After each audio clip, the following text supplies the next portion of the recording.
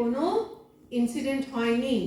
হ্যাঁ, এতদিন পর্যন্ত আমি এখানে প্রায় 11 বছর ধরে আছি, কোনো দিন আমাদের হোস্টেলও আছে, হোস্টেল থাকা সত্ত্বেও কিন্তু আমাদের এখনো পর্যন্ত আমরা র্যাগিংয়ের জন্যে কোনো স্টুডেন্টকে কোনোভাবে অ্যাফেক্টেড হতে হয়নি।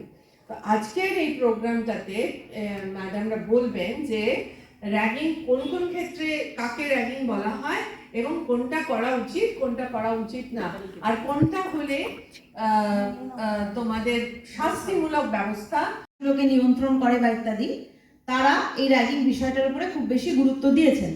এবং প্রত্যেক কলেজেই অ্যান্টি র্যাগিং একটা কমিটিও আছে।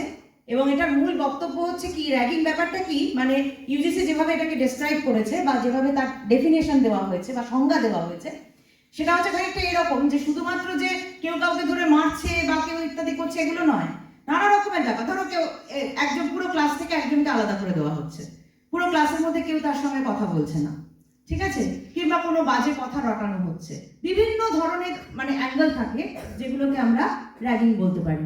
বুঝতে পেরেছো? অর্থাৎ তুমি কোনোভাবে পুরো যে মূল স্রোত বা ক্লাসের যে মূল কিছু তার থেকে যেন কিছুটা আলাদা হয়ে গেছে বা তোমাকে আলাদাভাবে তুমি কেউ কিছু করছো। এবং এটাও হতে পারে অনেক সময় যে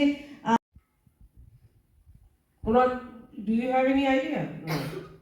র্যাগিং বলতে আমরা যেটা বুঝি সেটা হচ্ছে যখন আমরা অহেতুক অন্য কাউকে মানে মনে করছি সে আমার থেকে দুর্বল এবং তাকে আমরা টিজ করার চেষ্টা করি, এবং সেই টিজিংটা যখন একটা খুব বাজে লেভেলে চলে যায়।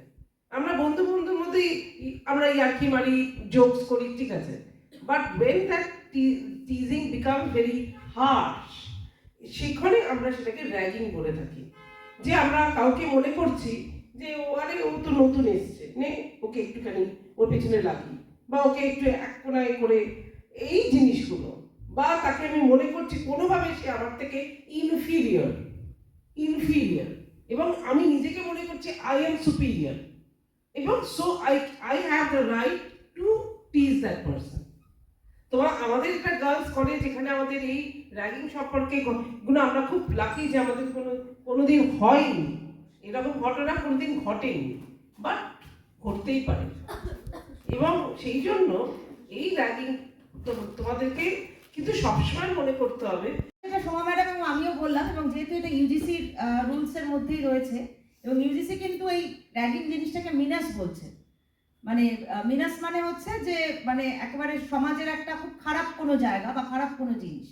এবং এটা অনেক সময় এরকমও হতে পারে যে তোমার বিভিন্ন সেমিস্টারের স্টুডেন্টদের মধ্যে, মানে যারা সিনিয়র থেকে জুনিয়র এদের মধ্যেও হতে পারে, বা একদম যারা একসঙ্গে পড়ছো তাদের মধ্যে হতে পারে, যেটা সোমা ম্যাডাম বললেন যে নিজেকে সামহাউ সুপিরিয়র মনে করা, অথবা নিজের কোনো ভিতরের কোনো একটা